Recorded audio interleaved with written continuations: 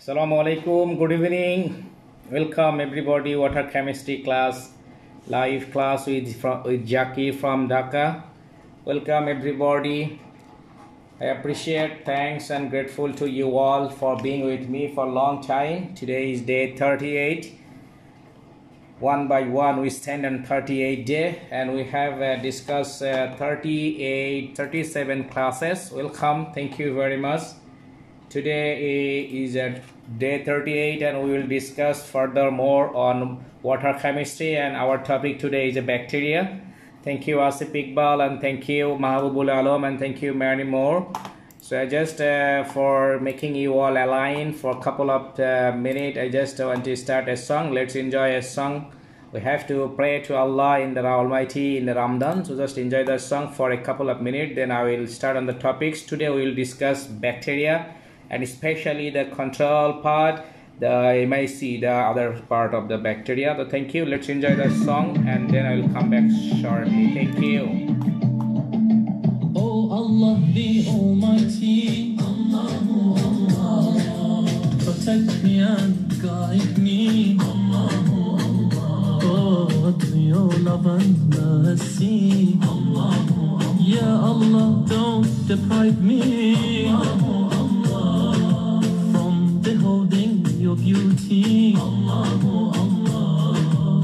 Oh my Lord, accept this plea, Allahu Allah.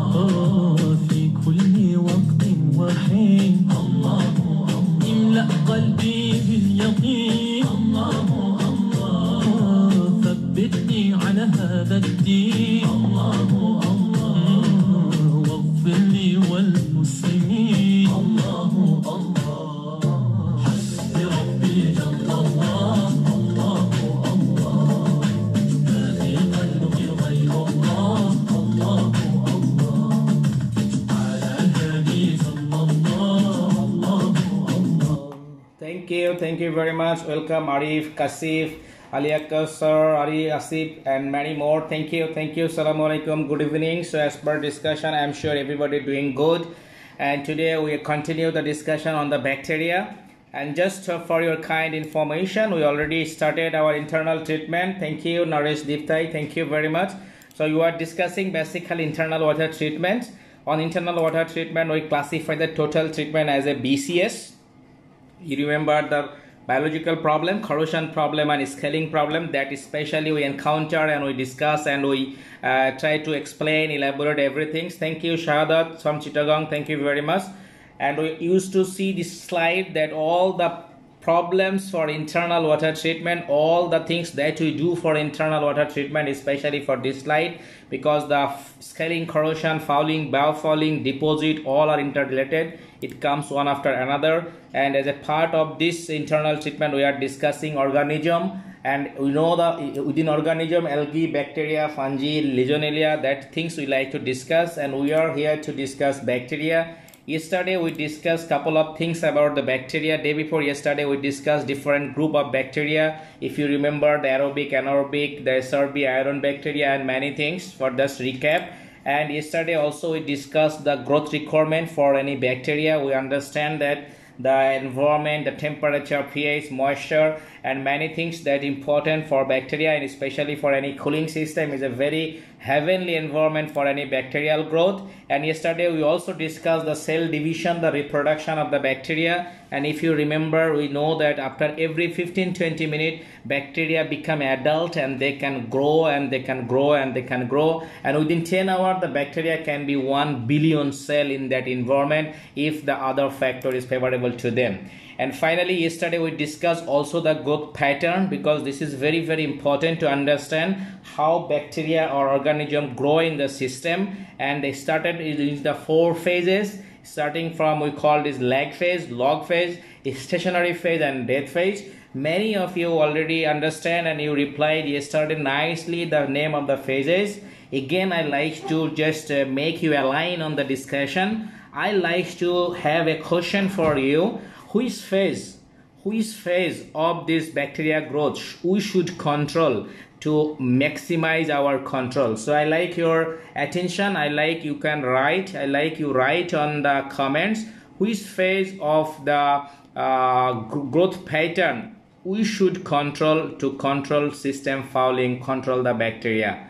So I am waiting for your reply. You need to write on comment which phase of the growth pattern is important to control the bacteria in our system. So I'm sure you can hear me clearly. You can see my screen. Thank you, Asif Iqbal. You are the rocking. You are the rocking. Yes, we have to control at lag phase. If we miss the lag phase for any kind of cooling system or any kind of water body, if we miss the lag phase, usually we can't control our fouling, we can't control the biological growth. It become out of our control. Thank you, Arif. Thank you, Asif, and thank you very much. Thank you. So we started discussion today. Today we discussed what are the very common problem caused by the organism. You already know all these things. If you see this screen, if you see the slides, the very, very common problems. Kasif, yes, thank you very much for your reply. But usually at stationary phase, you replied stationary phase, but stationary phase is very difficult to control organism or fouling, because it's that at that place number will be very, very high. Number will be very, very high. Naresh Dipti, thank you very much. You are right. Lag phase. Kasif, basically to control bacteria in the system or control fouling in the system, we have to control at lag phase. We have to control bacteria number in certain phase where bacteria is controllable in number. Like yesterday I gave an example. Even during the lockdown, I saw in some country like even UK, one Christian, some priest is died and a lot of people gather over there. Even a law enforcing agency can't do anything. So this kind of things for bacteria also. If bacteria accumulated number is so high, even biocide or any chemical can't do anything. So that's why we have to be carefully understand the bacterial life cycle, growth cycle, and we have to work, we have to dose biocide at lag phase. If we miss the lag phase, if the organism is stand on the stationary phase, then better we have to do mechanical cleaning first, then we have to go for the chemical treatment. At the point of stationary phase, if we want to dose chemically, if we want to control by chemically, then neither our chemical will be effective, neither we can control the bacteria, nor we can control the fouling in the system. We have to go for high online offline cleaning or high dispersion dose to clean the inside, and some cases we fail and we have to go for the mechanical cleaning. So you have to be very carefully monitoring the bacterial organism load curve. Once we understand there we miss the lag phase, then we have to do a special arrangement to clean it. Otherwise the regular biocide dose, regular slash dose, regular shock dose, nothing happen. Then and system we can see very easily with open eye, system will be foul like above the picture. So if you see the problem caused by the organism, the first problem is biological slime. If you see this picture, this is a cooling system, and under the cooling fins bottom you see the slime, the things is suspending like a very nice things. It look like a design artist, but because this is a biological slime happen and this is a lot of bacteria growth. So sometime I see many of cooling tower in this stage, cooling tower under deposit, this kind of things is a hanging in the bottom of the infill or bottom of the things. And if this is the things, it is very difficult to clean, very difficult to control. It indicates that the biofouling things is not at the position and it crosses the lag phase, and actually they are standing on a stationary phase. So that's why they are equilibrium and they are growing and nothing happen. Even we are dosing, chemical is dosing, nothing happen, they still remaining as it is. So we understand, sometimes we confuse that maybe chemical is not effective. Yes, chemical effective, but the growth rate and the death rate of the bacteria or organism is equal. So if there is a no less, we need to be kill much more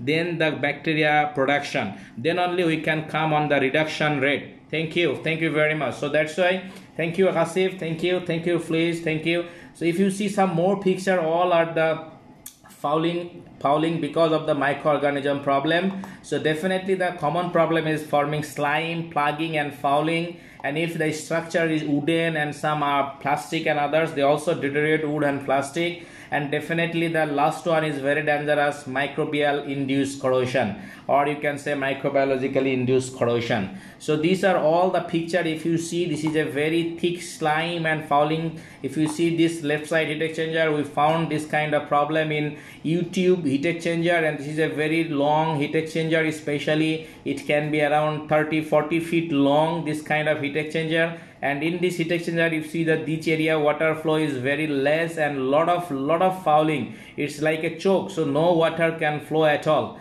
And this kind of heat exchanger, another challenge is water flow in the shell side. So what if water is in shell side, always challenge for treating the system, always challenge to keep the system clean unless until we do very strategical operation for this kind of U-tube cooler or U-tube heat exchanger. If you see this cooling tower here, a lot of fungi and mold grow, so this is also very bad. If you see this, there are a lot of algae and microbiological problem. And if you see this picture here like a map, this picture indicate that this is a microbial induced corrosion. And if you see, this is a fouling because of the microbial problem and because of the failure of the dispersant and chemistry. So these are all the pictures showing these are the problem caused by the organism, and this is very common. We all have experience, and those who are new in the water chemistry, for them this is a very interesting thing, and this is a very depth understanding, very depth requirement of knowledge to have this kind of system keep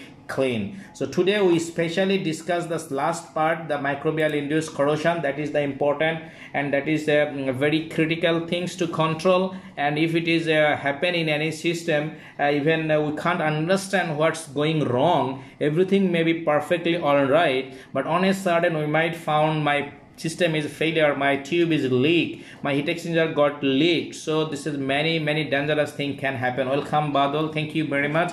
Welcome Ruhul also. We are discussing water chemistry continuously. Today day 38 we are discussing organism and especially the problem caused by the organism. So if you see the microbial induced corrosion, this is a special corrosion and this is not related to other corrosion treatment. Sometime other corrosion treatment going perfectly all right, the corrosion train, the corrosion coupon razor, the phosphate residual, pH and everything is in control, but on a sudden we found the system got leaked. If we don't realize the system is heavily fouled some area and heavily organic grow on certain area on certain localized point, and on that microbiological induced corrosion is going on.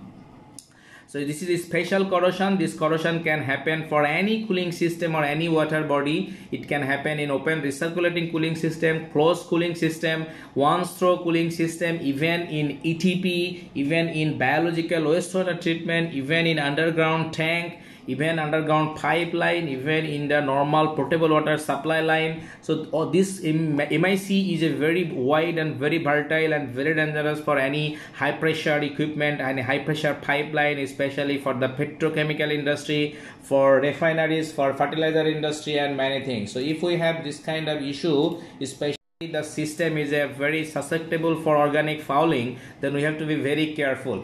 And if we see what are the factors especially enhance the MIC, the one of the thing, another interesting thing, that environmental friendly treatment. This is also with the latest kind of technology. What we do, we started to work on the more environment friendly chemistry for any water treatment, especially for cooling water treatment. If we see the past earlier treatment like before 60s 70s, there are a lot of toxic chemical usually we use like chromate, like other toxic chemistry we use for corrosion control, and actually there are some advantage of that technology. They are so toxic, so that kind of chemistry don't allow to grow bacteria and other things much, but that is environmentally carcinogenic and we don't use this kind of chemistry anymore. So all these products are banned. It's a good for environment, but it's becoming good also for the bacteria to grow. Like now the technology we use, the treatment kind of thing we use, the more and more environment friendly chemistry we like to apply in our system, so that environment should be good, but it is a good also for the bacteria, because it's a challenging to control bacteria, because toxic element is bad for bacteria, but environmental technology for corrosion and scale control is good for bacteria to grow. So we have to be very careful on this. So one of the important things is that here right now we are interested to dose low dose chemical, the chemical that required lower dose, because of the impact of environment, because of the economics, because of the other limitations. In some area phosphate is a limitation, some area zinc has a limitation, you can't go beyond that limit and in blowdown or in other area. So this kind of low dose and environment friendly chemistry, the biological pattern or biological growth become easy for them. And some area high alkaline, even still in our system with treatment we like to go high alkaline system. We like to keep our water system high alkaline to reduce the blowdown, to increase the better corrosion control, and also to maximize the residential time and other things. So we like to keep our system alkaline side of treatment in favorable of economics and corrosion control. And this is also one of the favorable factor for the bacteria growth, because the alkaline area bacteria is favorable to grow in the system, and other organic contamination also easily, and the slime formation and other can be favorable for this alkaline zone. And if you see the less oxidizing biocide, because if we are operated high alkali zone, because of the high alkali zone the oxidizing biocide effectiveness gets reduced. The oxidizing biocide work perfectly, the pH at lower side, if pH is 7.5 or 6.8 or pH is less than 8, then oxidizing biocide work better than pH 8.5. So as this several factor of the treatment we do because of the offset of treatment of better of other part like corrosion, scaling, saving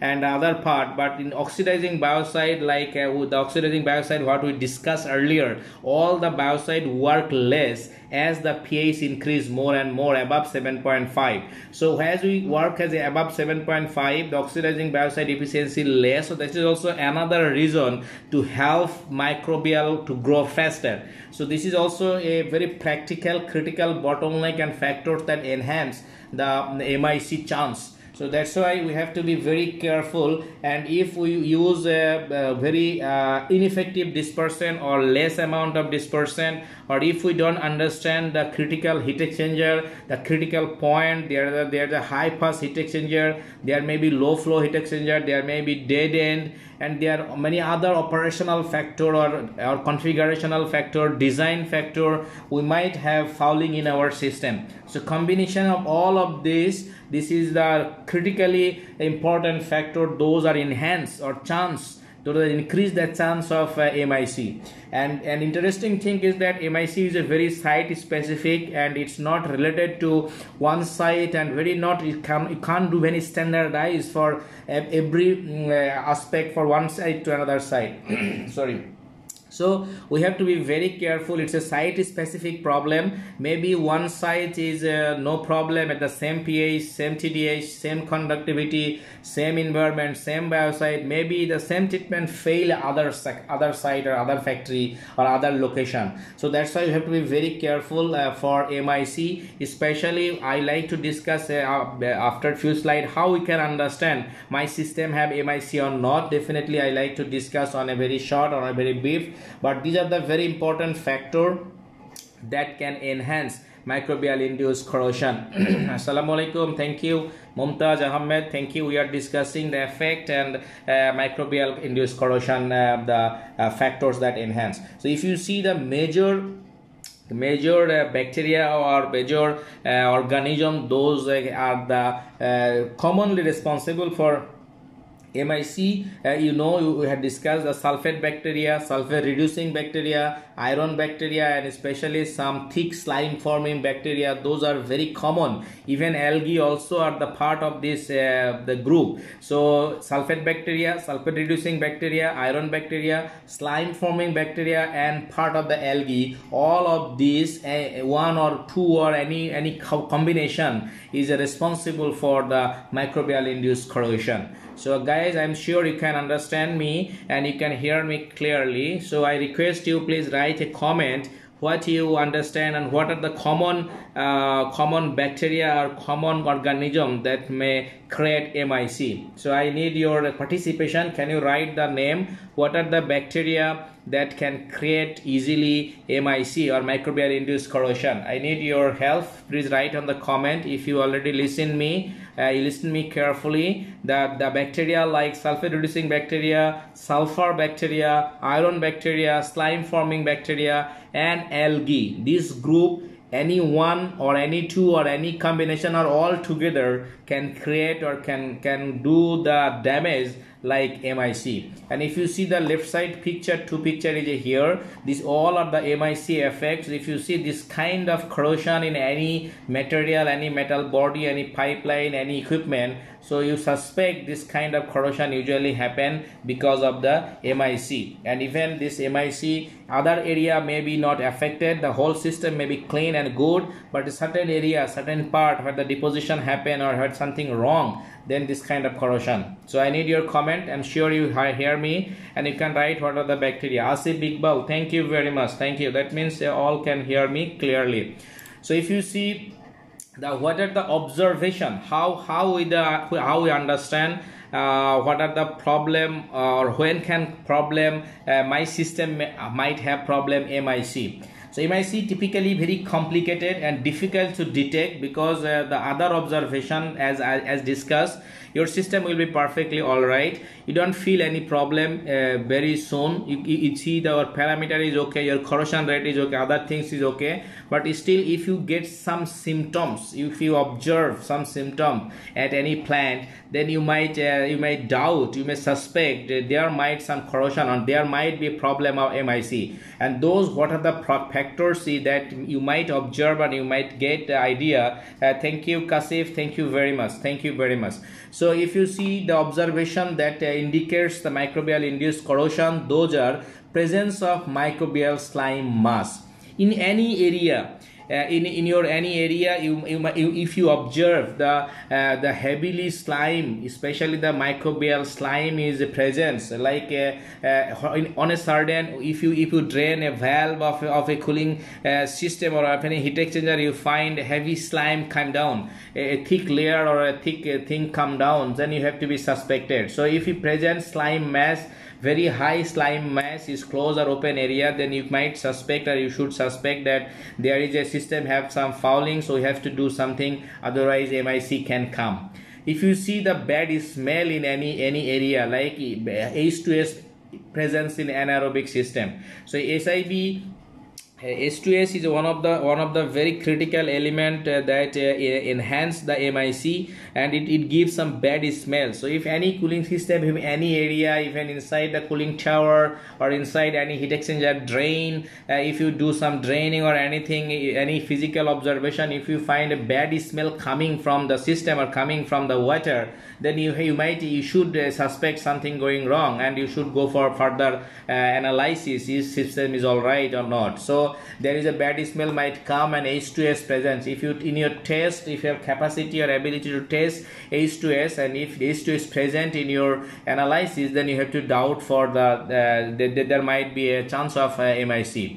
And if you see some aerobic area, if you see ferric hydroxide precipitation or ferric hydroxide slime, or if you see very reddish water from any cooling or any low flow area, very reddish water or very bad smell water, like presence of ferric hydroxide in aerobic system. The system is actually not closed, very tightly closed, system is aerobic, but still you find the slurry of ferric hydroxide or reddish slurry, then you might suspect there might be MIC because of the iron bacteria or something. So if you see, there are some large number of population of bacteria, like if we do bacteria test of the system, and we found continuously bacteria number is very high. Couple of tests we found bacteria colony very high, bacteria number is very high, then definitely we also doubt that there might chance of MIC.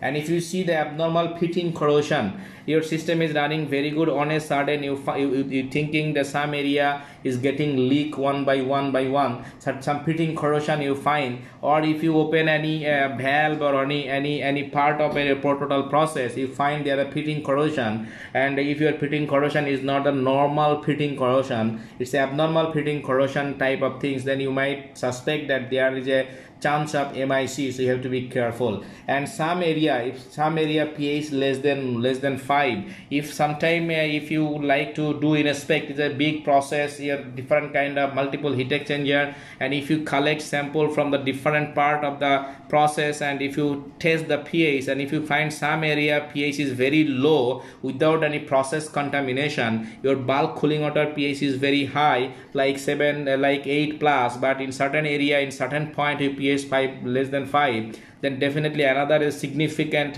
criteria, significant observation, significant indication that your system might have something that reducing pH of the particular area, and that can be the reason of the MIC.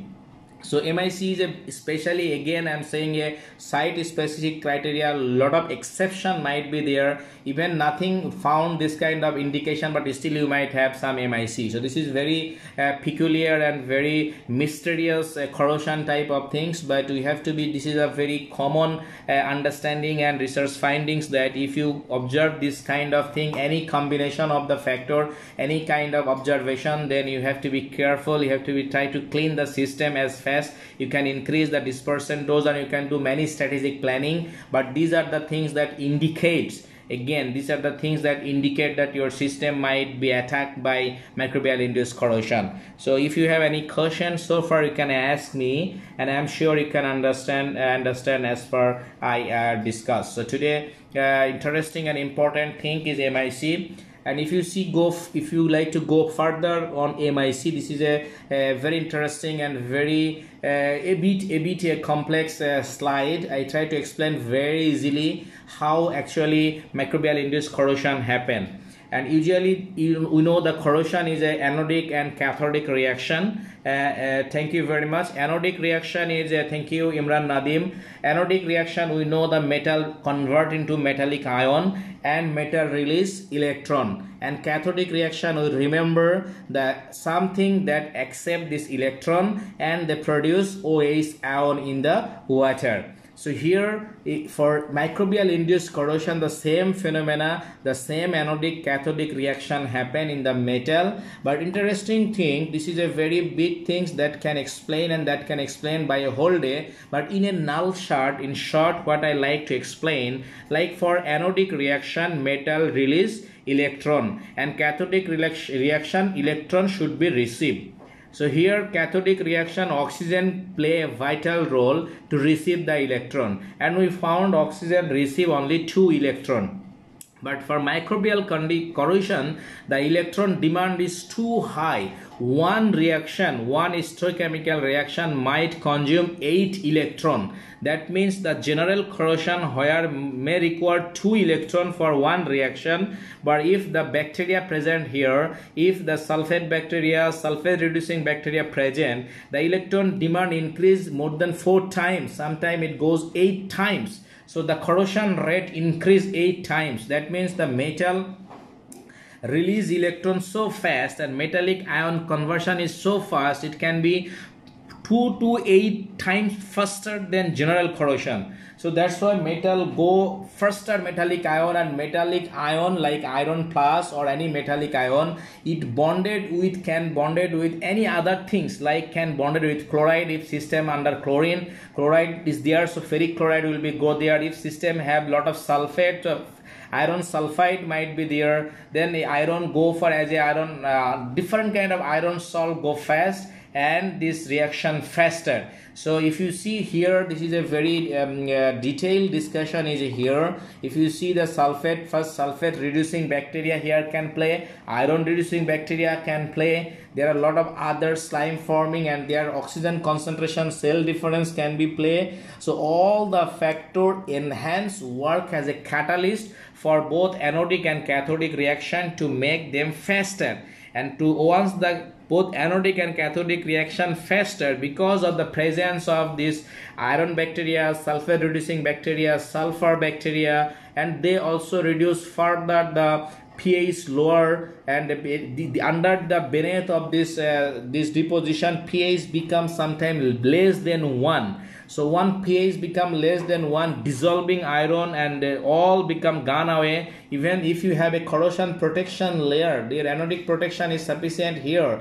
So anodic corrosion inhibitor try to go there and protect them, but because of the pH, low pH, they can't create any precipitation, and then they can't create any precipitation layer on this that dissolve and go away with the fluid. They can't precipitate at the point where pH is less than 1 or less than 2 or less than 3, because to precipitation pH is important factor. So they are in the soluble form, so metal easily go out, and some oxygen also penetrate, some oxygen also cannot. So this area become a anodic area, aerobic area, non-aerobic area. So all the favorable things for the corrosion, all the things like it's a like devastating iron just come out, and that's why corrosion tremendously increase, and it's become like a cancer, it become like a big damage, or that they become as a big hole or is a big pitting here. And still these reactions are site specific. Maybe it's not common for everywhere. Some area maybe have these reactions. And if you see the some more picture here, if you see the bacteria, the sulfate reducing bacteria, they go directly at the metal the damaged area, and they react with they accept the electron received from the electron that metal release. And sometimes they also the sulfide ion react with the iron ion, and they become ferrous sulfide, and they also become a big thick layer, and they become a part of the deposition.